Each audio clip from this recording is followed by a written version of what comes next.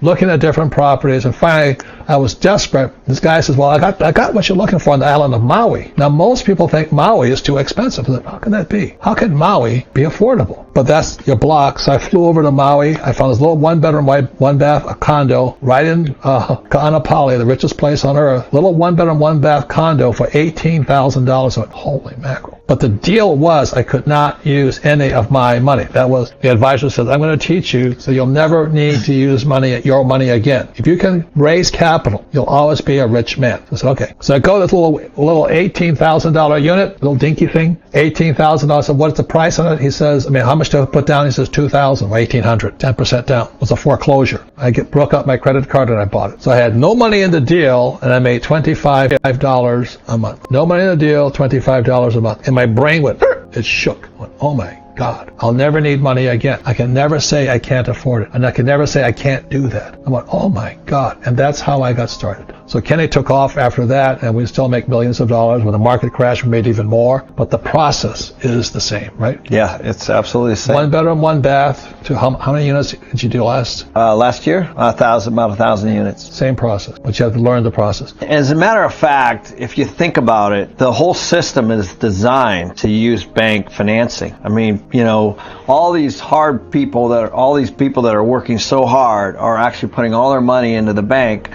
Well, those deposits are a liability. They're an expense to the bank. So if you put money in the bank, it's an expense to the bank because they have to pay you interest. I have 100% debt. My first property was $18,000. I put $2,000 down with a credit card, and I was making $25 a month. I think that's the best example, Robert, because essentially what you did was you didn't use any of your own money. So the only costs that you had was whatever your debt was and whatever it cost the $1,800 on your credit card was. Right. So but the idea was not to make money. The idea was to train my mind to think that I want 100% debt. Most people, I want to get out of debt. I want to get out of debt. I want to get out of debt. And what we're saying here is the debt pays all your expenses and gives you some income. That's really as simple as it gets. So we started with this. So if I have no money in the deal, it's 100% debt, and I'm making $25, what is my return on investment? It's infinite. Yeah, it's this. Right. You basically have no investment and you're making $25 a month. The reason why we want so much debt is because if I'm borrowing right now, I'm borrowing at say 4 or 4.5%, and inflation is say 4.5%. Then I'm using basically your money, pension fund, mutual funds, savings. Insurance, savings. I'm using your money to hedge inflation and buying assets. So that's how the system works, and that's how the wealthy get really wealthy. You see, the best thing about doing those 100 deals is I was learning to think about debt is good. As long as you have in your mind that debt is bad, I want to use my equity, your ROI goes down. That's a good point. And there is bad debt, of course. Bad debt would be credit card debt or if it was costing me $25. Yeah, exactly right. Yeah, so there's definitely debt that you don't want to get into. But we're talking about debt that's paid by a tenant. Yeah. Debt that's paid off by somebody else. So that's a really important point. So if you're borrowing money, you're going to want to make sure that you have the rent to cover it. One thing, if I hadn't done this myself, I would not understand what Kenny said. It was a 144 unit property that was existing it was 95% occupied with tenants. So that was an important piece. And then next door it had another 10 acres.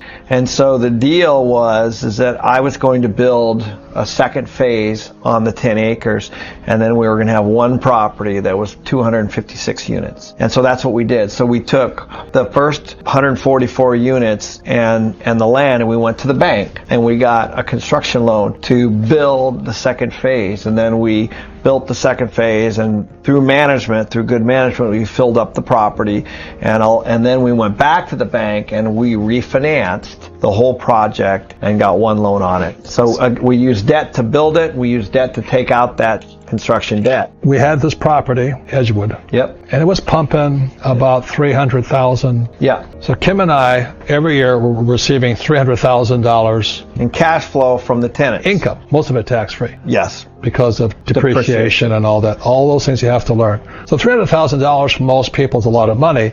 The problem was Kim and I had, I think, $1 million in it, right? Yeah, I think so. We had $1 million equity in it. So what Kenny did is when he refinanced it, he gave us our $1 million back. So Kim and I got all of our $1 million back, right? Yeah, through a refinance. And we still had this. Right. So we were receiving $300,000 with no money into a deal. To me, that's a great deal. Yeah, and people might ask how. So there's a lot of things that happen inside of here. One was that this was over a 5 or 6 year period. The rents had gone up. We had increased the value. And during that time, interest rates went down. If you remember, I think we borrowed the original at somewhere around 7%, and then we refinanced somewhere around 5%. So we actually saved on the loan, on the interest rate of the loan. And so what we had a property that was worth a lot more, and it still cash flowed very close to what it cash flowed before, and we got the $1 million out. And the $1 million was tax free because it's a refinance. So when you pull money out when you put a new loan over an old loan and you pull that money out, that's tax free. So with that $1 million, we gave it back to Kenny. Another deal, money, same process, goes out, goes out, and now it's huge. Yeah, it's what we call the velocity of money. Right. So now at that point, Robert and Kim were still in the deal. They were still cash flowing, and then that $1 million was also at work somewhere else. And so I'm not saying it's easy and all that, but again, it starts as a process. Yeah, and it's funny, people ask, because now, of course, Edgewood is infinite. There's no investment in the property, and it produces a great deal of cash flow every year. And you're raising the rents, right? That's right. Yeah, we're raising the rents, especially now in this market. But now people come to us and say, do you want to sell? Do you want to sell? And the question is why would we? Because it's producing all this cash flow and we have no investment. So all it would do is create a taxable event. So we don't want the money. Right. Understand that. Right. So yes, there's millions of dollars in equity in the project, but we're not interested in that. We're interested in the cash flow. It's a big difference in the way we think. So I want you all to understand this starts here. Yes. And if you don't start, you don't go through the process. And what I oftentimes talk about it is when I went to flight school in Florida, I couldn't fly, entered here, came out a pilot. That's the process. But if you don't go through the process, you stay here. The most important thing is how we think. And I'll give you one more thing where it takes absolutely no money, or it does take some money, but it does thinking. About 15 years ago, I wanted to have a little ranch. And Kim says, why? Ranches don't cash flow, right? It's That's land. right, yeah. So I said to Kim, well, if I can get a ranch for free, would you be happy? And she says, show me, Yeah. The point here is this, it's only up here. So I went wandering around all over the Southwest and Tombstone and Bisbee, Arizona and all this. I'm looking for a property I can get for free. That was a challenge. She said, you can have as much land as you like as long as it's free, because it doesn't cash flow. It was 80 acres in Bisbee, Arizona. So I walked up to it. I was looking at the property. And I knew it because it was beautiful property. It was tall mountains, oak trees all over it, a little stream running through it and all this. And the problem was it was $115,000. There's no property, there's nothing, no improvement, no building on it, except for there was a little road running through it like this. And there was a little building here. And this was a stagecoach depot at one time with Wyatt Earp and all those guys to go past. This is Tombstone, Arizona over here. This is Bisbee, Arizona here. So I'm staying on this property, and I said to the realtor, doesn't know what he was, so how long has this property been for sale? He says, 10 years.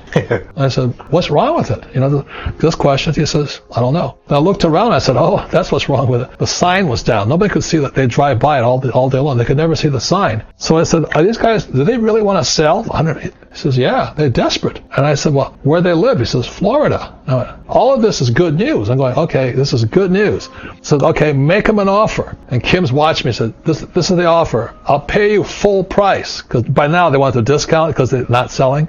I'll give you full price, but I have to have this property for free, and I will pay you in 1 year. I'll pay the whole thing in 1 year. So basically, it's called, I took a note, right? So I got a note for $115,000. I take control of this property.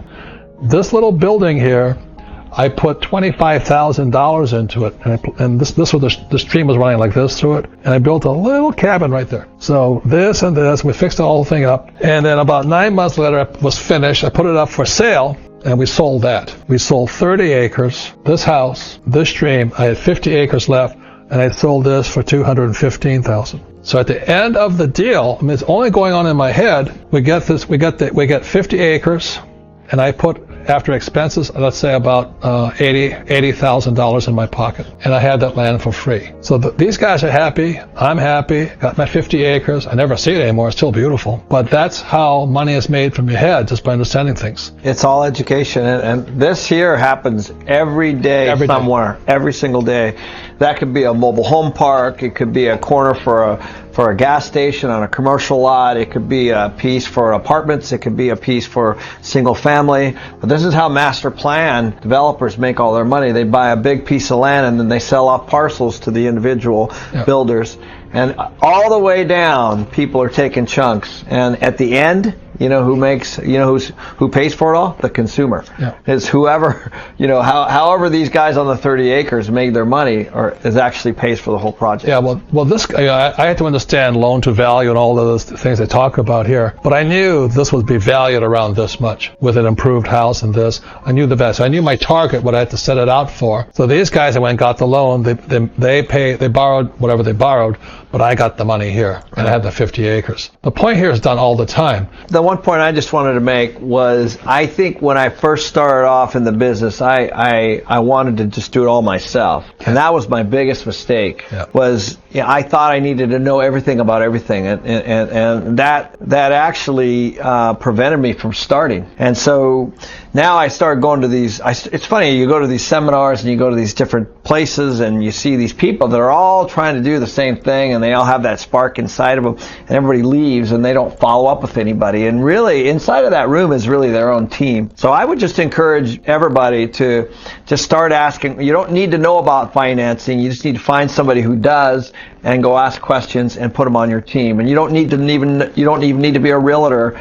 You just need to find somebody who is, and go find, and you start putting this team together. And the next thing you know, as you start to meet, that things start to happen, momentum starts, and that's how you get the ball rolling. And it truly is all about education, and you'll learn from other people. But the last thing you want to have is for you to be the person who has to make all the decisions on everything and know everything, because that will limit you severely.